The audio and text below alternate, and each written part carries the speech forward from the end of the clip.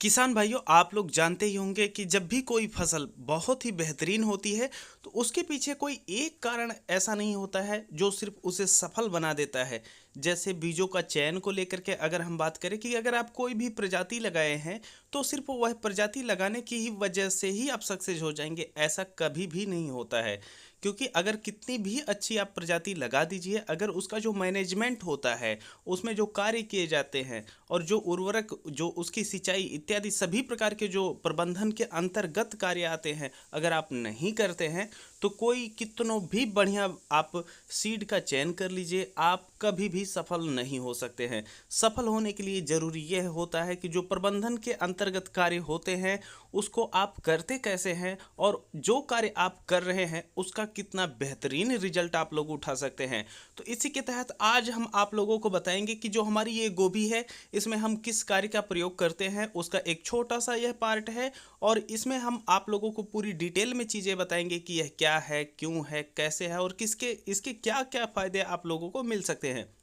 नमस्कार, मैं हूं देव मौर्य और आप लोग देख रहे हैं स्मार्ट किसान यूट्यूब चैनल। किसान भाइयों, अगर अभी तक आप लोग स्मार्ट किसान यूट्यूब चैनल को सब्सक्राइब नहीं किए हैं तो सब्सक्राइब करके बेल का आइकन दबा दीजिए, जिससे आप लोगों को खेती बाड़ी से संबंधित सही, सटीक और व्यवहारिक जानकारी मिलती रहे, जो आप अपने खेतों में अप्लाई करके एक बेहतर रिजल्ट उठा सकते हैं। किसान भाइयों, आप लोग यहाँ पर जो कार्य होते हुए देख रहे हैं इसे कहते हैं हाथा मारना।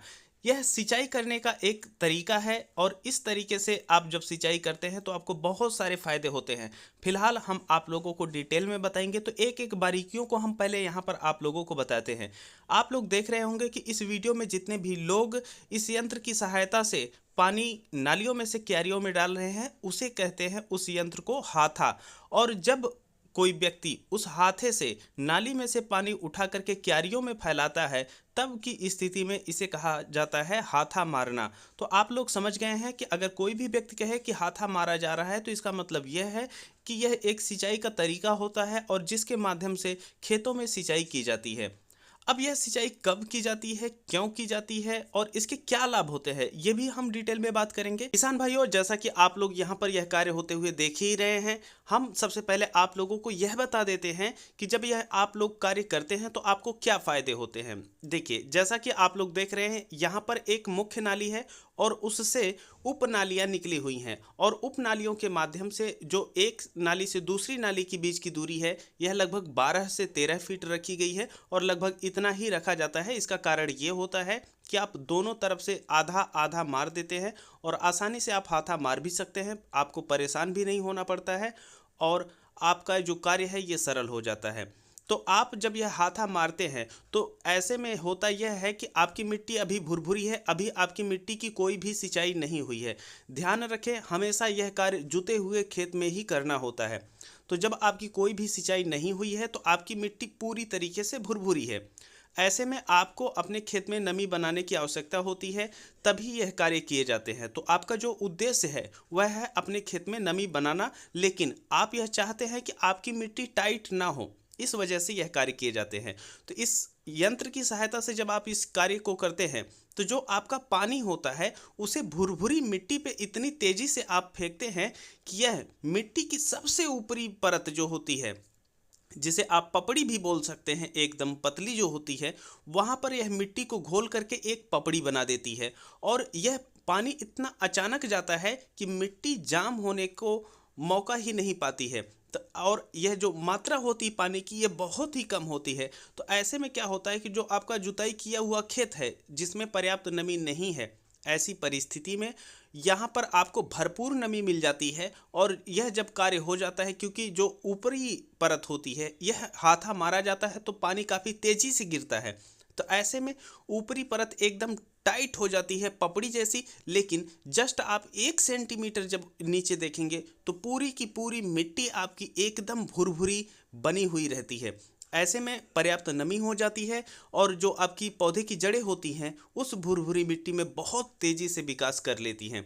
तो यह जो कार्य होता है आपका, यह भरपूर नमी देने के साथ साथ जो कि सिंचाई की तरह होता है और आपकी मिट्टी को एकदम भुरभुरा रखता है, जिससे आपके जो पौधे हैं यह पर्याप्त नमी पा करके, भुरभुरी मिट्टी पा करके बहुत ही तेजी से विकास करना शुरू कर देते हैं। लेकिन हम आपको यहाँ पर बताते चले कि जो यह कार्य आप होते हुए देख रहे हैं, इस कार्य को आप लोग आज के आधुनिक समय में स्प्रिंकलर से कह सकते हैं कि जो स्प्रिंकलर है आज के समय में, यह भी तो यही कार्य करता है। तो देखिए, जो भारत के लोग हैं, जो इनकी तकनीकें हैं, ये काफ़ी अच्छी हैं और लोग प्रयोग करते आए हुए हैं। अब जो स्प्रिंकलर है उसे बाहरी देशों से इंपोर्ट की गई टेक्नोलॉजी है, लेकिन क्या वह इतना बेहतर कर पाएगी?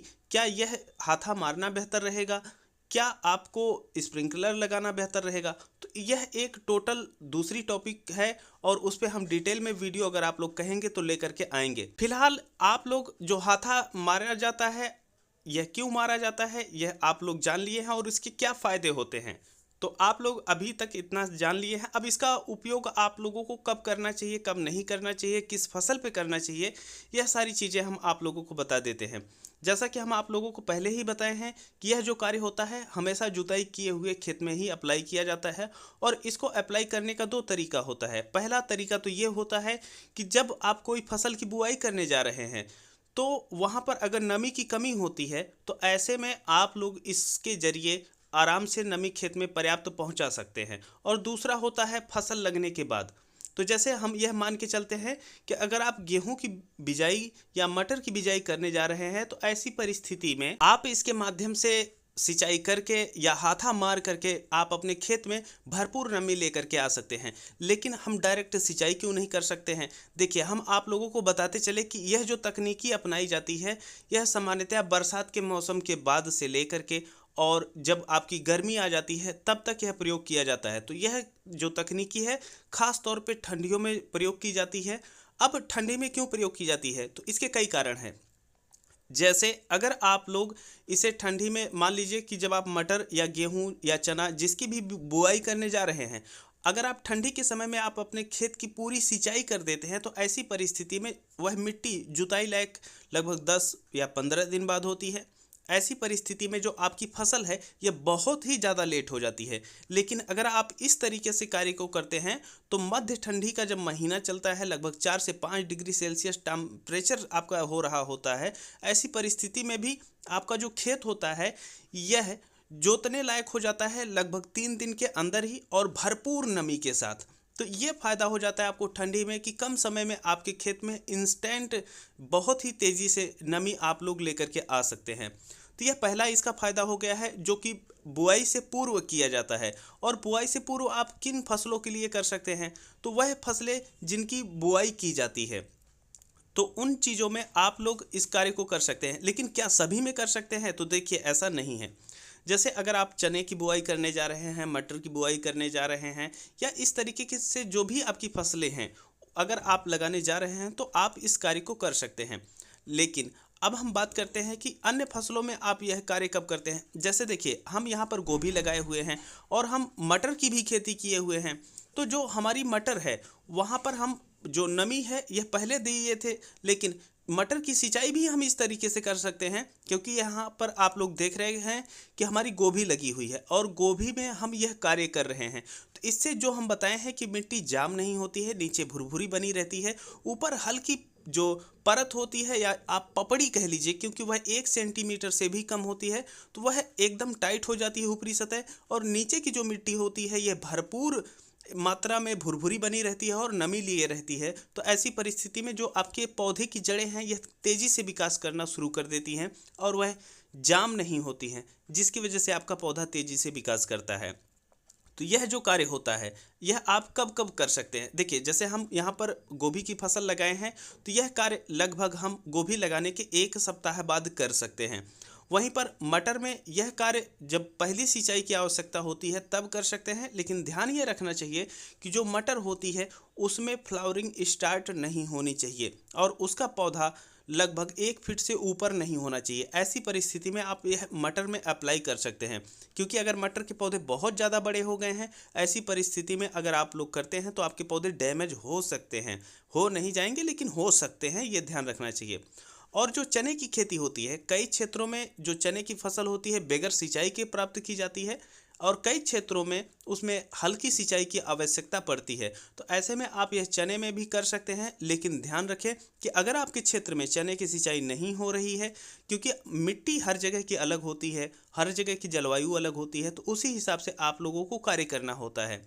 तो यह आप लोग देखें कि जो हाथा मारने की प्रक्रिया होती है यह कैसे संपन्न की जाती है, इसके क्या फ़ायदे होते हैं और आपकी फसल पे इसका क्या प्रभाव पड़ता है और कैसे पड़ता है। तो यह सारी चीज़ें हम आप लोगों को डिटेल में बता दिए हैं, लेकिन आप लोग यहाँ पर एक चीज़ का विशेष ख्याल रखें, वह कि जो इसकी नालियाँ हैं यह आप लोगों को बहुत ज़्यादा दूर नहीं बनानी है। लगभग 12 फीट की नालियों से नालियों की दूरी रखी जाती है और एक मुख्य नाली रखी जाती है, और जिसके माध्यम से आप उस नालियों में पानी डालते हैं। और अगर 2 एचपी का पंप है और भरपूर मात्रा में पानी दे रहा है तो ऐसे में लगभग 6 लोग चाहिए होते हैं। और 6 लोग अगर हम बात करें एक दिन में कितने एकड़ खेत में यह प्रक्रिया संपन्न कर सकते हैं, तो वह है कम से कम 5 से 6 एकड़। एक व्यक्ति 1 एकड़ खेत को आराम से यह प्रक्रिया कर सकता है।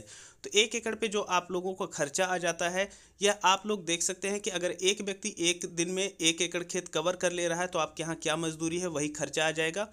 प्लस इसमें पानी काफ़ी कम मात्रा में लगता है, तो पानी का खर्चा ज़्यादा नहीं आता है। तो 1 एकड़ में जो संपन्न की जाती है प्रक्रिया वह आप लोग अपने क्षेत्र के हिसाब से देख सकते हैं।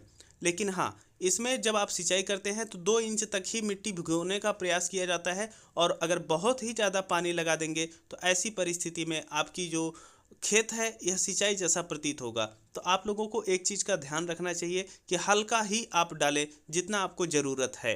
अब हमें उम्मीद है कि आप लोग हाथा जो मारा जाता है, कैसे मारा जाता है, क्या है, कैसे सब चीज़ें समझ लिए होंगे।